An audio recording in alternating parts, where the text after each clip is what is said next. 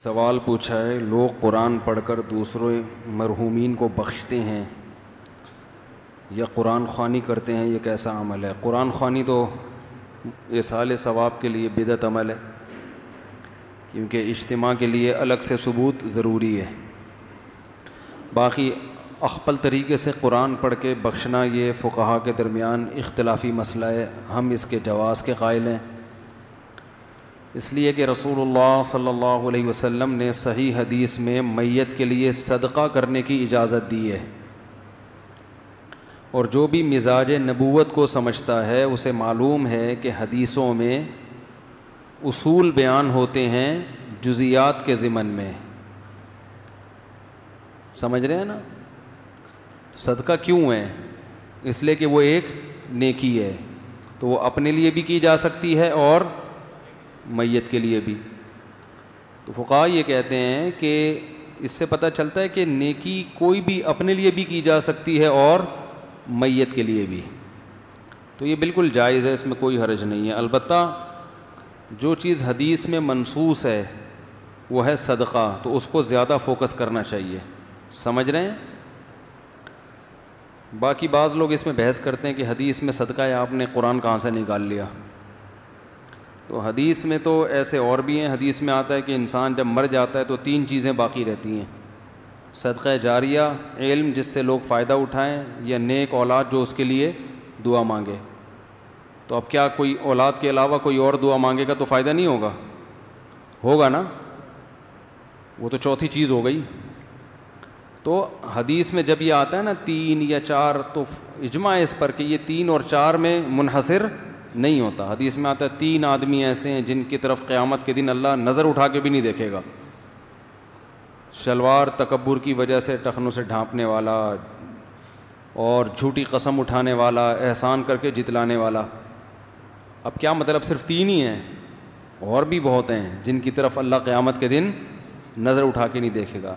تو یہ 3 کا عدد یا 4 کا عدد جو حدیثوں میں آتا ہے نا، اس کا مطلب یہ انحصار نہیں ہوتا، بلکہ جب کوئی عدد متعین کر کے کوئی بات بیان کی جاتی ہے تو اس کا یاد کرنا آسان ہوتا ہے۔ تو اس کا مقصد صرف یہ ہوتا ہے کہ 3 آدمی ہیں جن سے اللہ ہم کلام نہیں ہوگا، تو فوراً دماغ ایک تیار ہو جائے گا کہ یہ 3 تو یاد کر لو۔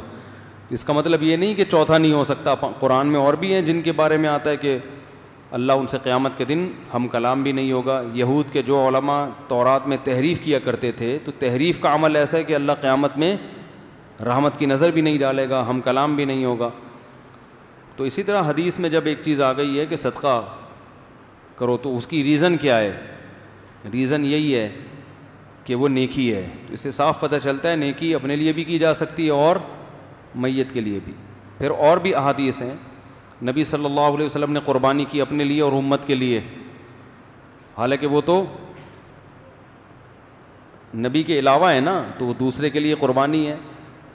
تو اس سے پتہ چلتا ہے کہ یہ بھی ایک نیکی ہے نا، قربانی تو صدقہ بھی ہے، قربانی بھی ہے، تو کوئی بھی نیکی۔ لوگ یہ کہتے ہیں صحابہ نے کیوں نہیں کیا، قرآن کیوں نہیں پڑھا؟ تو اگر قرآن خوانی کی ہوتی صحابہ نے، پھر تو ہمیں پتہ چلتا اجتماعی سطح پہ ہوتی ہے نا، تبھی وہ نہیں کی ہے، تو ہم اس کو بھی اسی وجہ سے بدعت کہتے ہیں کہ مرحومین کے لیے قرآن خوانی باقاعدہ یہ بدعت ہے۔ باقی انفرادی طور پر کسی نے میت کے لیے کوئی تلاوت کی ہے، نہیں کی ہے، تو دل کی نیت ہے، تو اس کی نفی پر ہمارے پاس کوئی دلیل نہیں ہے، اور حدیث سے ثبوت ملتا ہے کہ نیکی کی جا سکتی ہے، تو نیکی میں عموم ہے۔ دوسری بات یہ کہ جس کام میں اللہ کی رحمت زیادہ ہو تو اس کو ترجیح دینی چاہیے نا۔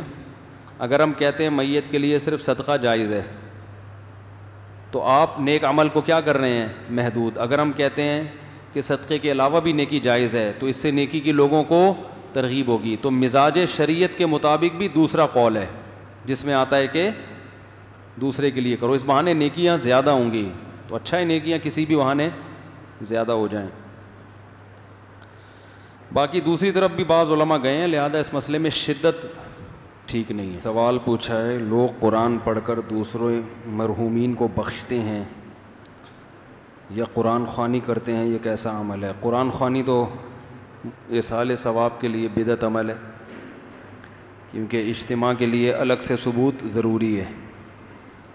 باقی اخپل طریقے سے قرآن پڑھ کے بخشنا یہ فقہا کے درمیان اختلافی مسئلہ ہے. ہم اس کے جواز کے قائل ہیں، اس لیے کہ رسول اللہ صلی اللہ علیہ وسلم نے صحیح حدیث میں میت کے لیے صدقہ کرنے کی اجازت دی ہے،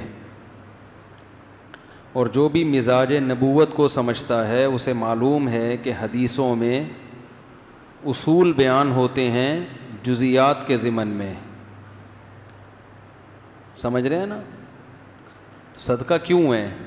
اس لیے کہ وہ ایک نیکی ہے، تو وہ اپنے لیے بھی کی جا سکتی ہے اور میت کے لیے بھی. تو فقہا یہ کہتے ہیں کہ اس سے پتہ چلتا ہے کہ نیکی کوئی بھی اپنے لیے بھی کی جا سکتی ہے اور میت کے لیے بھی. تو یہ بالکل جائز ہے، اس میں کوئی حرج نہیں ہے. البتہ جو چیز حدیث میں منصوص ہے وہ ہے صدقہ، تو اس کو زیادہ فوکس کرنا چاہیے. سمجھ رہے ہیں؟ باقی بعض لوگ اس میں بحث کرتے ہیں کہ حدیث میں صدقہ ہے، آپ نے قرآن کہاں سے نکال لیا. تو حدیث میں تو ایسے اور بھی ہیں. حدیث میں آتا ہے کہ انسان جب مر جاتا ہے تو 3 چیزیں باقی رہتی ہیں: صدقہ جاریہ، علم جس سے لوگ فائدہ اٹھائیں، یا نیک اولاد جو اس کے لیے دعا مانگے. تو اب کیا کوئی اولاد کے علاوہ کوئی اور دعا مانگے گا تو فائدہ نہیں ہوگا؟ ہوگا نا، وہ تو چوتھی چیز ہو گئی. تو حدیث میں جب یہ آتا ہے نا 3 یا 4، تو اجماع اس پر کہ یہ 3 اور 4 میں منحصر نہیں ہوتا. حدیث میں آتا ہے 3 آدمی ایسے ہیں جن کی طرف قیامت کے دن اللہ نظر اٹھا کے بھی نہیں دیکھے گا: شلوار تکبر کی وجہ سے ٹخنوں سے ڈھانپنے والا، اور جھوٹی قسم اٹھانے والا، احسان کر کے جتلانے والا. اب کیا مطلب صرف 3 ہی ہیں؟ اور بھی بہت ہیں جن کی طرف اللہ قیامت کے دن نظر اٹھا کے نہیں دیکھے گا. تو یہ 3 کا عدد یا 4 کا عدد جو حدیثوں میں آتا ہے نا، اس کا مطلب یہ انحصار نہیں ہوتا، بلکہ جب کوئی عدد متعین کر کے کوئی بات بیان کی جاتی ہے تو اس کا یاد کرنا آسان ہوتا ہے. تو اس کا مقصد صرف یہ ہوتا ہے کہ 3 آدمی ہیں جن سے اللہ ہم کلام نہیں ہوگا، تو فوراً دماغ ایک تیار ہو جائے گا کہ یہ 3 تو یاد کر لو. اس کا مطلب یہ نہیں کہ چوتھا نہیں ہو سکتا. قرآن میں اور بھی ہیں جن کے بارے میں آتا ہے کہ اللہ ان سے قیامت کے دن ہم کلام بھی نہیں ہوگا. یہود کے جو علماء تورات میں تحریف کیا کرتے تھے، تو تحریف کا عمل ایسا ہے کہ اللہ قیامت میں رحمت کی نظر بھی نہیں ڈالے گا، ہم کلام بھی نہیں ہوگا. تو اسی طرح حدیث میں جب ایک چیز آ گئی ہے کہ صدقہ کرو، تو اس کی ریزن کیا ہے؟ ریزن یہی ہے کہ وہ نیکی ہے. تو اس سے صاف پتہ چلتا ہے نیکی اپنے لیے بھی کی جا سکتی ہے اور میت کے لیے بھی. پھر اور بھی احادیث ہیں.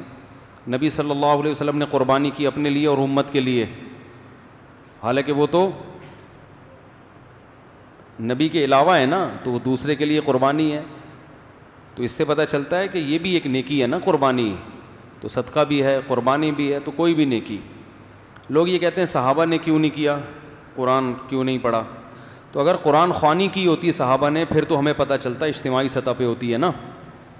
تبھی وہ نہیں کی ہے، تو ہم اس کو بھی اسی وجہ سے بدعت کہتے ہیں کہ مرحومین کے لیے قرآن خوانی باقاعدہ یہ بدعت ہے.